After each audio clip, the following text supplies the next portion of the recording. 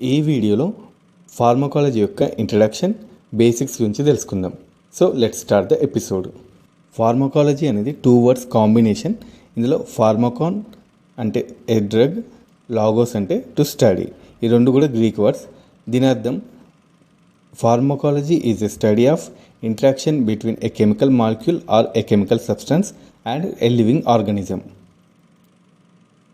ఇక డెఫినేషన్ చూసుకున్నట్లయితే pharmacology it is a science which deals with the effect of exogenous chemicals or drug molecules on a living organisms and how living organism responses to that exogenous chemical substance or a drug or a medicine.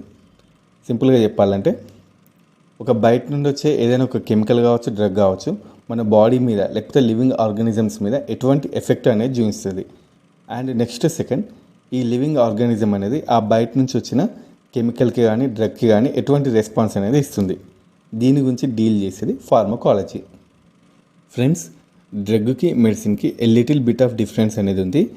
Drug అంటేనేమో any chemical substance which shows impact or effect on a living organism. It may be beneficial to the organism or harmful to the organism. అంటే ఏదైనా chemical substance ఏదైనా ఒక living organism మీద positive effect కానీ లేకపోతే negative effect కానీ చూపించవచ్చు. అదే మెడిసిన్ అయితేనేమో a medicine which drug is used to intended for diagnosis, prevention, treatment of A condition. అంటే ఈ మెడిసిన్ అనేది అదే డ్రగ్ని మనం ప్రాపర్గా లివింగ్ ఆర్గానిజమ్స్కి బెనిఫిట్ అయ్యేటట్టు ఎలా యూజ్ చేసుకోవాలి అనే దాని గురించి ఉండేది మెడిసిన్. ఓకే ఫ్రెండ్స్, అసలు ఈ ఫార్మకాలజీ అనేది ఏం చేస్తుంది? ఇది drug discovery, research and analysis. Pharmacology అనేది డ్రగ్ యొక్క మెకానిజం ఆఫ్ యాక్షన్. మన బాడీలో ఈ డ్రగ్ అనేది ఎలా బిహేవ్ చేస్తుంది, ఇది మన బాడీలో ఎటువంటి ఇంపాక్ట్ అనేది చూపిస్తుంది, ఏ ఆర్గానిజమ్స్, ఏ సెల్స్ మీద ఒక్కొక్క డ్రగ్ అనేది ఇంపాక్ట్ ఎలా చూపిస్తుంది అనే దాని గురించి ఈ ఫార్మకాలజీ తెలుసుకుంటాం. అలాగే ఏదైనా ఒక డ్రగ్ని డిస్కవరీ చేసినాక లేదా ఏదైనా ఒక డ్రగ్ని డిస్కవరీ చేసేటప్పుడు ఈ ఫార్మకాలజీ అనేది మనకు యూజ్ అవుతుంది.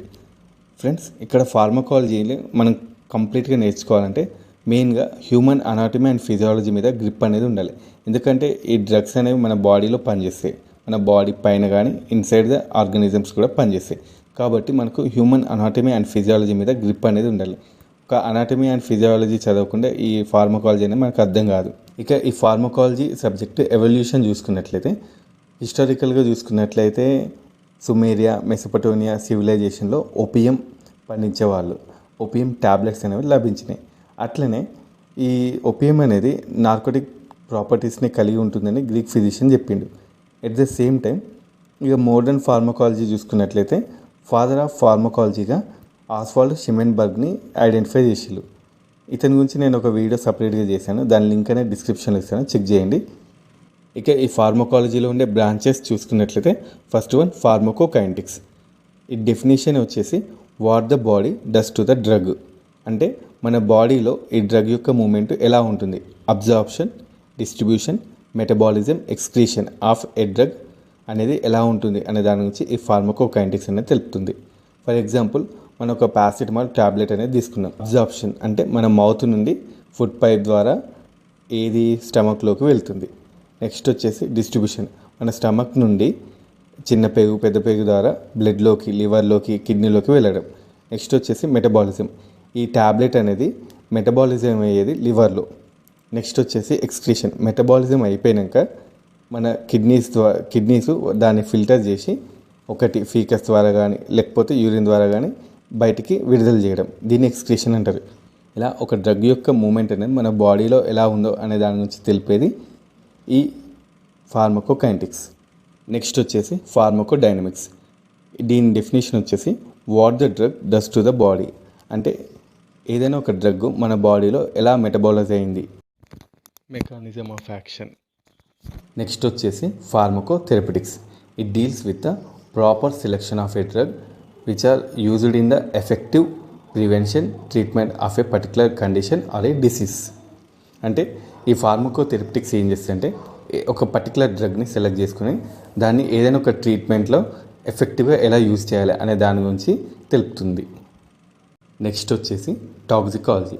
It deals with the poisons which are harmful to the human body or other organisms, and it also studies the side effects of the drugs. అంటే ఇది పాయిజన్ గురించి మెయిన్గా డీల్ చేస్తుంది. ఈ పాయిజన్స్ అనేవి కెమికల్ సబ్స్టాన్సెస్. ఇవి మన హ్యూమన్ బాడీని కానీ లేదా అదర్ ఆర్గానిజమ్స్ మీద ఎటువంటి ఇంపాక్ట్ అనేది చూపిస్తుంది. అలాగే డ్రగ్స్ యొక్క సైడ్ ఎఫెక్ట్స్ ఎలా తగ్గించాలి అనే దాని గురించి ఈ టాక్సికాలజీ అనేది స్టడీ చేస్తుంది. నెక్స్ట్ వచ్చేసి clinical pharmacology. It deals with the scientific study of a drugs on a healthy professionals or healthy volunteers, and it also deals with the evidence based study of drugs. సింపుల్గా చెప్పాలంటే ఒక drug యొక్క ఎఫెక్టివ్నెస్ని ఎలా పెంచాలి, అలాగే ఒక drug యొక్క side ఎఫెక్ట్స్ని ఎలా తగ్గించాలి. అలా అని కొంతమంది హెల్తీ వాలంటీర్స్ మీద ఒక డ్రగ్ని ఇంపోజ్ చేసినప్పుడు దాని యొక్క సైడ్ ఎఫెక్ట్స్ ఎలా తగ్గించాలి, అసలు ఆ పర్సన్స్లో ఎలాంటి మార్పులు జరుగుతున్నాయి, ఆ తర్వాత ఆ డోస్ని ఎంత మేనేజ్ చేయాలి, ఒక డ్రగ్ యొక్క డోస్ని ఎంత మేనేజ్ చేయాలి, లేకపోతే ఎంత తగ్గించాలి, ఎంత పెంచాలి అనే దాని గురించి డీల్ చేసేది ఈ క్లినికల్ ఫార్మకాలజీ. ఓకే ఫ్రెండ్స్, ఈ వీడియో కింద నెక్స్ట్ వీడియోలో ఫార్మకోకైనెటిక్స్ క్లాసెస్ నుంచి కంటిన్యూ చేద్దాం. ఈ వీడియో మీకు నచ్చింది అనుకుంటున్నాను. నచ్చితే లైక్ చేయండి, అలాగే మీ ఫ్రెండ్స్ అందరికీ షేర్ చేయండి. ఏమైనా డౌట్స్ ఉంటే కింద కామెంట్ బాక్స్లో పోస్ట్ చేయండి. ఇలాంటి ఎన్నో వీడియోస్ కోసం మా ఛానల్ని సబ్స్క్రైబ్ చేయండి.